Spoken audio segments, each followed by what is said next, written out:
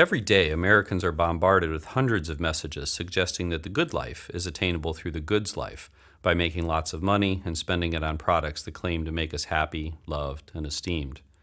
On the news shows, we hear a near constant refrain from economists and politicians about the importance of consumer spending and economic growth. And around $150 billion are spent most years to embed consumer messages in every conceivable space, from TV shows and websites to public bathrooms and escalator handrails. Lately, marketers have even been paying actors to drop sales pitches into conversations in bars and city parks. But commercialization and consumerism also reach deeper, worming their way into people's psyches and encouraging them to organize their lives around higher salaries and owning more stuff. Unfortunately, this can come at a high price for the well-being of both people and the planet. Research consistently shows that the more that people value materialistic aspirations and goals, the lower their happiness and life satisfaction, and the fewer pleasant emotions they experience day to day. Depression, anxiety, and substance abuse also tend to be higher among people who value the aims encouraged by consumer society.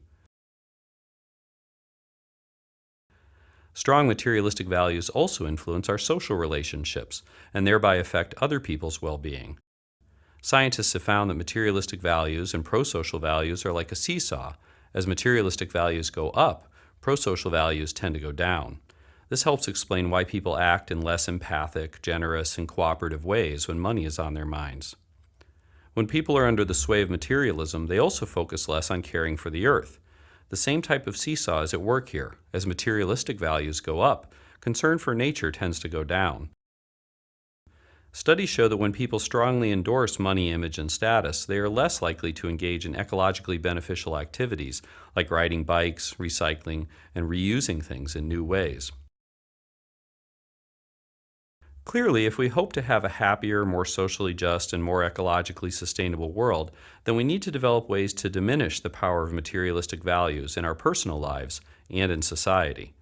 Two basic principles for change can help frame the way forward. First, we need to understand what causes people to prioritize materialistic values. For instance, studies show that people focus more on material things when they feel insecure. So instead of buying a new handbag or power tool the next time you've had a blow to your self-esteem, consider a different coping strategy, like spending time with friends or taking a walk outside. Scientists also know that the more that people are exposed to the media, the more they prioritize materialistic values.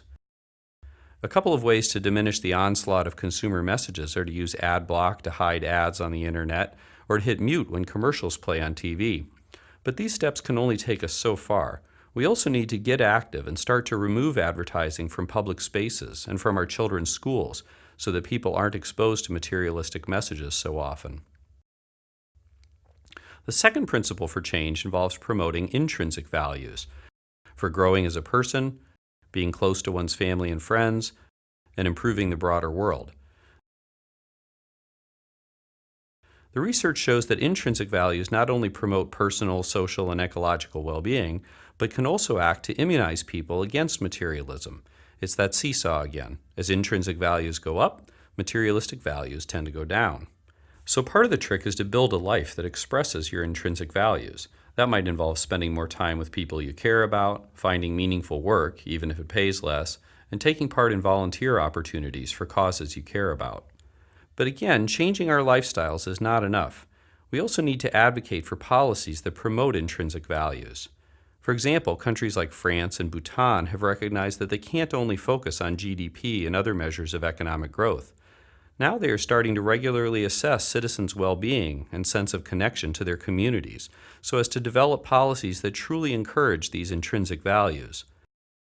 Similar efforts are underway in some parts of the United States, but they need more support. The grip that consumerism and commercialism have on our world can seem inescapable, and there are certainly powerful forces that push materialistic values on us. But by making changes in our personal lives and by working for broader societal changes, we can break the hold of materialism and be freer to live our intrinsic values. That, in turn, would help us to take important steps toward greater personal well-being, a more humane society, and a more sustainable world.